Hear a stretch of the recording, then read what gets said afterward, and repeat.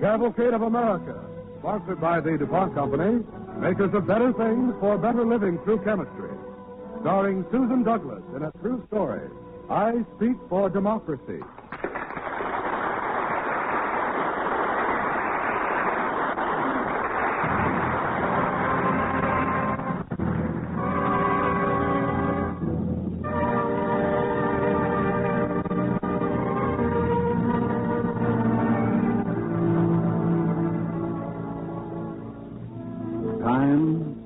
Bitter cold afternoon in 1944. Place, a farmhouse near Fort Vermilion, a fur trading post in the northern wilds of Alberta, Canada, close to the border of the Northwest Territories. 6 carbon, 7 nitrogen, 8 oxygen, 9 chlorine. Oh, dear. 10 neon, 11 sodium. What is that you study, Yaroslawka? A new language? No, Mama. Chemical elements. The correspondence school says I have to memorize them. That is good, Slawka. Your papa and I, we did not learn things like that in old countries before we came to Canada. And what we did learn, we like to forget. But, Papa, it's not enough. I want to learn more. It's so hard to memorize things like chemical elements with no way to apply them. She is right, Papa. Ever since they closed the school here, for 2 years she's working like this. My heart goes out to her so hard she studies. She will go to a real school then. I see to it. We come here from the Ukraine so our children can have better than us. We have savings. She goes. But where? She could not go down to Edmonton and live by herself. Oh, no, that is true. Wait. Petro, why we don't think of it before? Your brother, Georgie, in Delaware of United States. There must be fine schools there. Sure he would take her in. Oh, Petro, she could come back, teach the other children, maybe even start the school again here. No, Mama. It would be too expensive. Oh, what good is our savings if we keep for ourselves? Good. I write to Gawargi and tell him our Slawka must learn in the United States.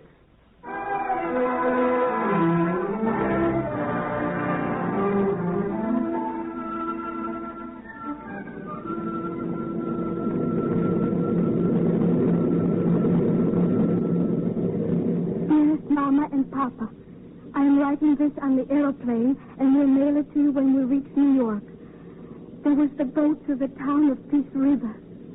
So slow, so full of time when I was in such a hurry. And then the motor bus to Edmonton that bumped and bumped over the hot, dusty roads. And then this aeroplane. You will wonder, Mama and Papa, if I am frightened. I don't think I am. For there below me, just the way I had dreamed it would look. The United States. And all the things I'd read about. Niagara Falls. And Rip Van Winkle. Valley Forge. Bunker Hill. And now, as I write you, we are circling the island of Manhattan. And we're going to land any minute now.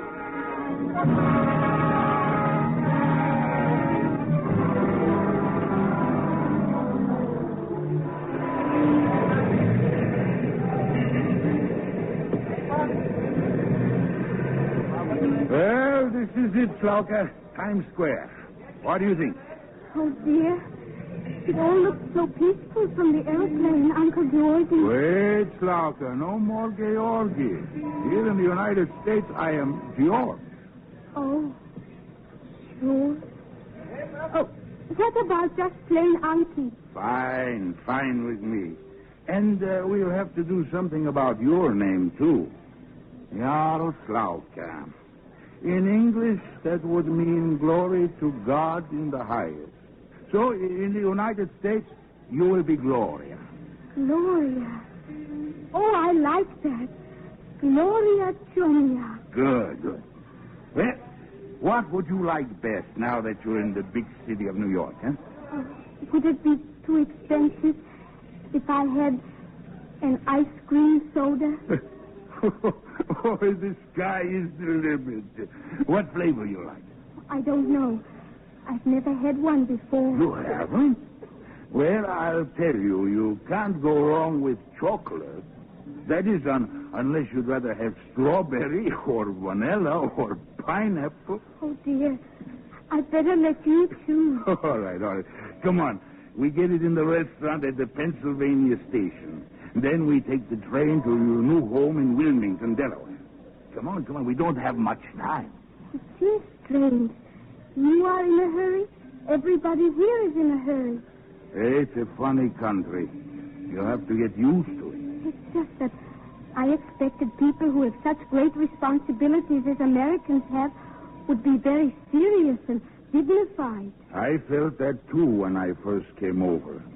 The things they have here to make life so easy and comfortable, I thought to myself they were like the topsoil. They could wash away any time and leave nothing. Yes, that's it. But then I lived here a while, Gloria, and I found out. Down underneath it's good, rich earth. Strength that nothing can wash away. That's important to people like us. You'll find it for yourself someday.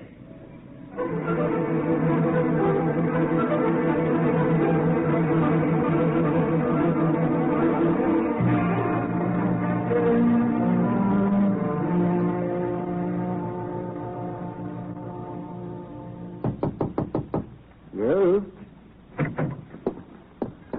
How do you do, sir? Oh, how do you do? They said I could find the principal of Wilmington High School here.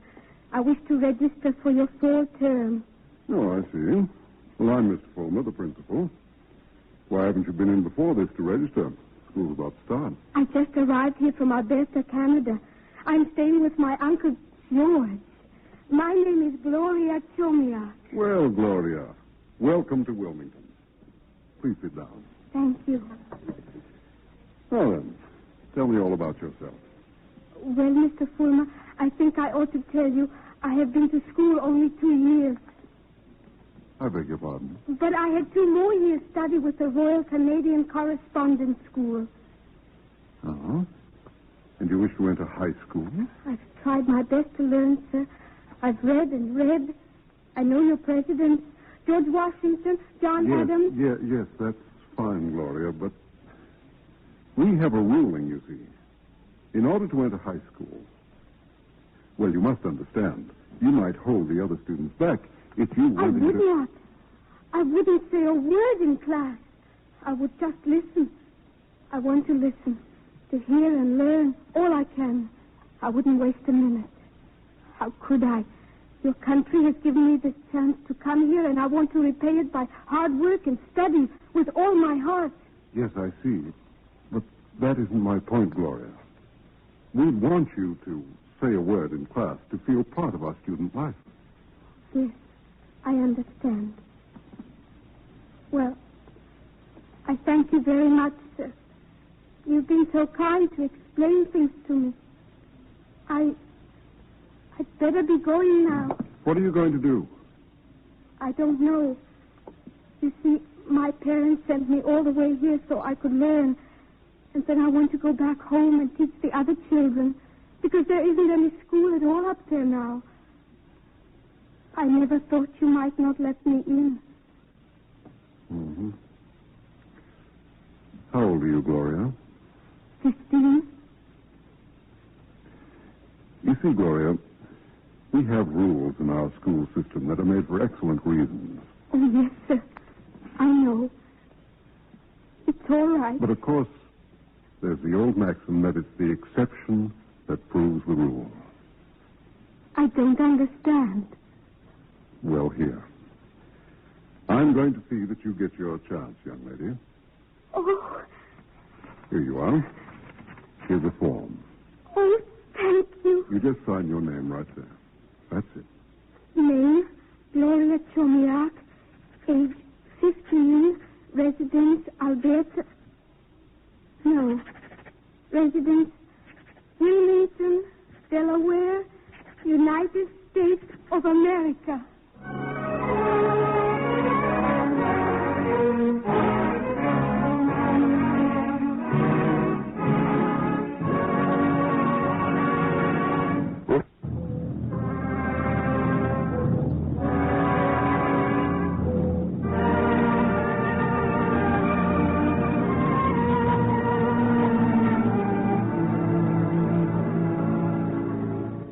Now we continue our DuPont play, I Speak for Democracy, starring Susan Douglas as Gloria Chomiak, who in her new home in Wilmington, Delaware, is writing a letter to her parents in the far north country of Canada.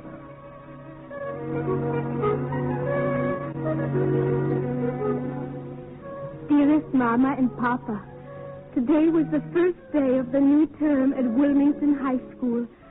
I thought it was going to be quite simple, that I would go there and register and start my classes.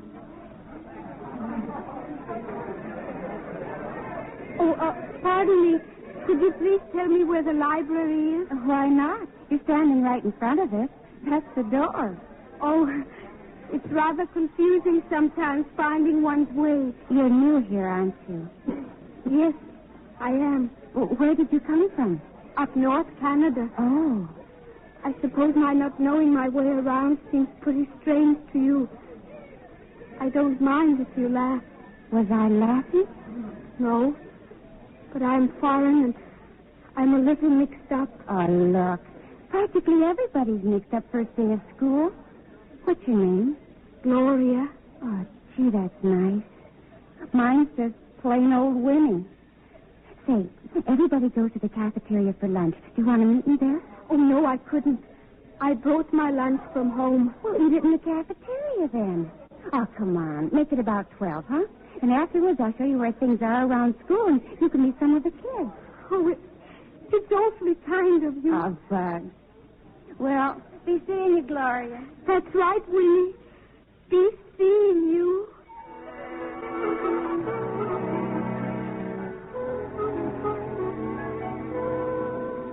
Dear Mama and Papa, I hope you'll understand why I haven't written very often lately. There is so much to study, and the most wonderful thing has happened. The editor of the school paper invited me to be a cub reporter. And last week, after school, Miss Wright, the director of dramatics, came in while I was working on the paper. What, Gloria? What are you doing here on a Friday afternoon? I'm working, Miss Wright. Somebody has to, as the reporters say, put the paper to bed. I see.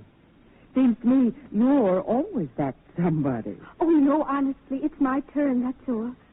And besides, remember when our class toured the news journal? Mm-hmm. I met a real newspaper reporter, and her name is Miss Power, and she's helping me to learn how real reporters write their stories. Oh, Gloria, I'm worried about you. You're trying to do too much, take on too many activities. Library squad, debating club, school paper. But there's a limit, dear. I'm strong. We're a good, strong family. We know how to work, all of us. That's obvious, but... Oh, Miss Wright, my father and mother knew there was much for me to learn, but I don't think even they realize how much. There's something new every day. Some happening, some words to remember. I want to take back with me all I can absorb. Oh, Miss Wright, this is my chance. I don't want to waste a single second of it. Oh, I understand. I can go on with things, like the paper. I don't have to stop. Oh, nobody wants to stop you, Gloria. As a matter of fact, I don't think anyone could. But do me a favor, will you? Of course. Get out to a party now and then. Have a little non-constructive fun. Well, I mean it. The class party is tomorrow night. I want to see you there, or else. Hi,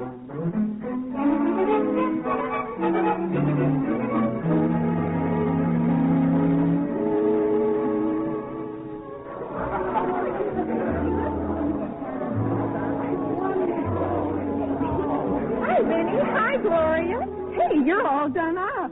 You look cute as a button. Yeah, why didn't somebody tell me? Winnie fixed my hair a new way. Straight out of Junior Bazaar, I tell you. Hey, Winnie, did you hear about the contest? What contest? Miss Wright just told me about it, and I figured you and Gloria might be interested. I think it's something to do with writing a script for the radio. Oh. And I hear the prize is a scholarship to college. College? Oh, Winnie, let's find out. Okay. Come on. Miss Wright. Hi, Miss Wright. Well, hello there. That's a good thing you made it, Gloria. You scared me into coming, Miss Wright. I'm having a lovely time. Well, you look lovely, too. You're not kidding. Miss Wright, we wanted to ask you about the contest. Oh, yes. Well, I just heard about it myself. Goldman Walsh and Harvey Smith over at WDEL told me about it. It's a radio contest. The National Association of Broadcasters, the Radio Television Manufacturers Association, and the Junior Chamber of Commerce are sponsoring it. Would any of you like to enter? It's for high school students all over the country. Well, what do you have to do? Oh, just write a little talk on the subject, I Speak for Democracy. The winners will read their scripts over the radio. Jeepers, I wouldn't have a chance. What about you, Gloria? You're going to try it, aren't you? I don't know. Oh, don't be timid about it. It's not supposed to be elaborate, an oration or anything like that. But the title, Miss Wright. Well? I Speak for Democracy. I haven't the right to speak for it. I wouldn't be eligible. Oh, that's nonsense. I'm afraid it isn't. Would be presumptuous of me even to enter. Oh, now come, dear. Think it over carefully. And remember, the prize is a scholarship to the college of your choice. Yes, Miss Wright. I know.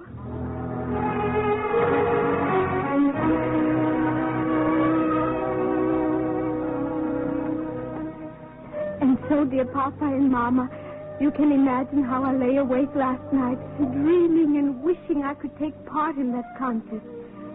Then this afternoon, as I was going across Rodney Square to the library... Why, Gloria, hello there. Hello, Miss Power.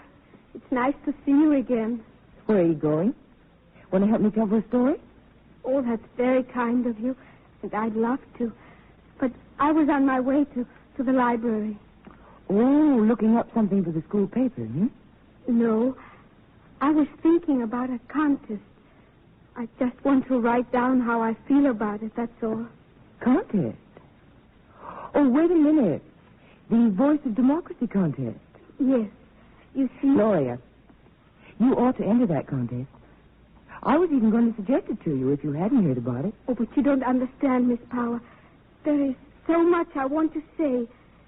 And yet how can I, a foreigner, be the one to speak for democracy? Look here. You see that building over there across the square? The federal building? Yes. What goes on there? That's where the courts are, where everyone can get justice. Everybody knows that. And the city hall? What's that for? Oh, that's where the city government meets. Okay. Now, what about the public library over there? That's for knowledge. Isn't it there for everyone? That's right. But, Miss Power, I don't understand. Now, that statue over there. The man on horseback? Caesar Rodney? Well, what about Caesar Rodney?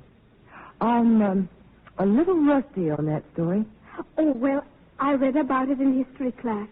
Caesar Rodney was in Dover, but he found out that the resolution for independence might not be unanimous unless he got there to vote for Delaware. So he rode 80 miles through mud and lightning and thunder and reached Philadelphia just in time to cast the deciding vote. Good. Now, Gloria, you know, all the things we've been talking about, these buildings and the squares, the institutions they represent, probably wouldn't be here if men like Caesar Rodney had just sat back and let someone else do the talking. I never thought of it that way. Your voice is every bit as important today as his was, Gloria. Yes, I see. What you mean is that every voice that speaks out for democracy is important, isn't it? That's the ticket.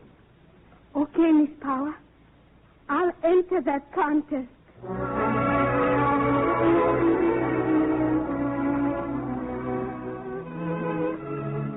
Dearest Mama and Papa, I don't know how to tell you. It is all so unbelievable. But that day in the square decided me. I entered the contest. When I wrote the script, it was what I wanted to say, but I knew how many others would be doing the same. High school students from all over this country. How could I dare dream that later there would be an assembly at school and Mr. Fulmer would say... We have just received word of the winners in the Voice of Democracy contest. They are Ann Pinckney, Trinidad, Colorado, Richard Chapman, Brookings, South Dakota, Robert Shanks, Lebanon, Indiana, and it gives me the greatest pleasure to announce that one of the winners is right here in our own Wilmington High School, Gloria Chomiak.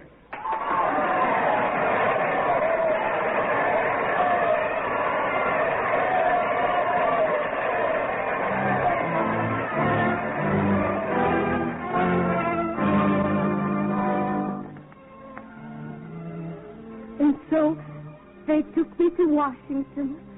I went to Congress. The members of the Supreme Court all stood in line and bowed to me. And I met the President of the United States. And then we went to Williamsburg, the little town where the first patriots of this country met to plan this nation. We gave our broadcast from the House of Burgesses, where Patrick Henry cried out, "Give me liberty or give me death." I was standing there right beside General George C. Marshall as he talked to the audience over the radio. Friends, today we have gathered here in this historic shrine to honor 4 young high school students who, like Patrick Henry, have spoken out for liberty. They have spoken in their own way in a radio contest on the subject, "I Speak for Democracy." But I am convinced that the words these boys and girls have written are more to them than a mere competition for a prize. They are the voice of democracy. Representing these 4 students is a young lady just 17 years old, who I am proud to introduce. Her name is Miss Gloria Chomiak from the Wilmington High School of Wilmington, Delaware.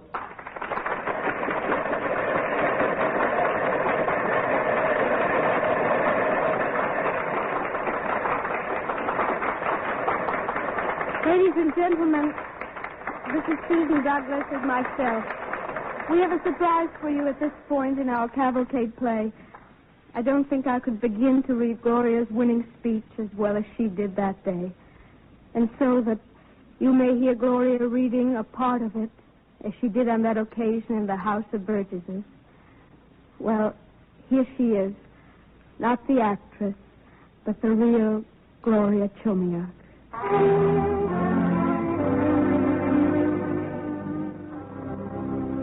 I speak for democracy because 2 generations back, my ancestors could not. Because if I do not speak of it, if many more do not speak of it, there may come a time when we too will no longer have the right to do so. For today, more than at any other time, governing powers are pitted one against another.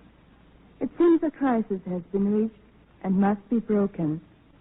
We who believe in democracy cannot trust our living it alone. We must stand up and speak and be heard in its cause. And what is this thing called democracy? It is a thought discovered in ancient Greece, a thing the Slavic serf dreamed of too much and paid for with his life, an ideal started in its practice by a model parliament of England and bitterly struggled for in Louis, France. It found a home in the New World when honest colonists learned to demand a rule by their own choice.